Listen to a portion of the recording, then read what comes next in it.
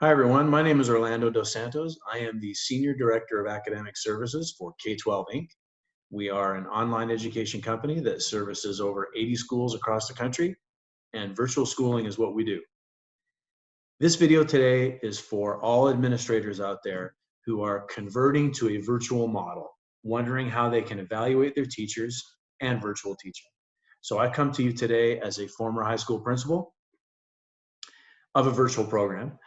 And the number one goal to me of the instructional leader, virtual or brick and mortar, is observation and feedback. You know, we all want in the end to ensure that high quality instruction is happening for our students. And whether we do that brick and mortar or we do that virtually, I don't think that changes. So a few things from an infrastructure standpoint that you're going to need to make this sort of conversion.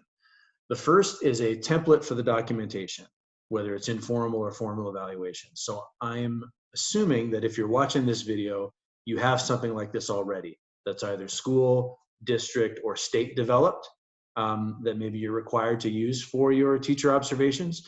Those can still be used for the most part. At least all the ones that I've seen are pretty interchangeable with what you're going to observe in a virtual classroom as well. You may need to do a few tweaking, a few little bits of tweaking here and there with some of the verbiage, but for the most part, I think it can work. If you don't have that, it can be something as simple as a checklist of things that you expect to see in that virtual teaching session. Second thing you're going to need is a method of tracking the observations. So a Google Drive, for instance, where all of your administrators have access to and are able to drop all of the observations that they do.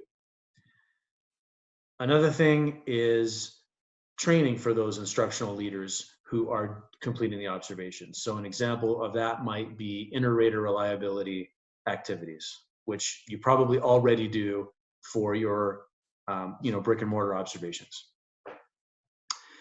Obviously, you're going to need an observation schedule that kind of defines who's observing who and whether or not those are live observations or they're recorded observations. You know, typically in the virtual realm, we do a mix of both. I think that I always encourage leaders to do about a 50-50 split. I mean, it's not always possible to do the live instruction all the time. So I like to mix the 50-50 mix of virtual recordings and real-time sessions. And then finally, some guidelines on feedback. So what do you want that feedback for teachers to look like? How soon do you want that to happen? 24 hours after the observation, 48? What do those follow-up meetings look like where you discuss with the teacher what you saw? You know, that kind of thing. Again, that's not something that you don't already do in a brick and mortar environment, but you just have to be a little bit more explicit with the planning of it, I think, in the virtual realm. It's not as easy as walking down the hallway and saying, oh, that looks interesting. I'm going to pop in here and watch this. It has to be a little bit more intentional. As far as what to look for me, the number one thing is student engagement. I want to see students actually doing something in the class, interacting with each other, interacting with the teacher. It's a real easy trap to fall into in this virtual space of creating a PowerPoint deck and speaking to it the entire time. So I would caution you against that and being real specific about what you expect to see in those sessions. You know, I challenge you to think about how young people communicate now. You know, it's video based. You think of what they do on Instagram and TikTok, that instant feedback that they have with one another. It's very fluid. So I would encourage you to challenge your teachers to try and replicate that kind of experience in their class sessions through discussion boards or breakout rooms. A lot of the tools that you're going to use for this, like Zoom or Neuro, for example, two platforms that you can use to house your virtual teaching, have features like that are able to, that encourage participants to engage with the presenter or the instructor or the teacher in this sense.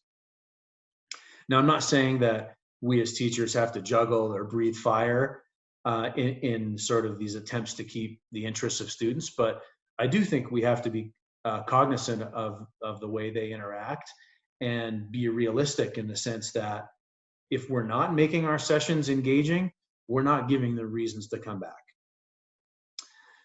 So again, kind of in sum, inspect what you expect. And I know that's a phrase that we've all heard probably a million times as instructional leaders, but really define with your leadership team what you expect to see in that virtual teaching space, and then be visible and get out there and do those observations to make sure that that actually happens.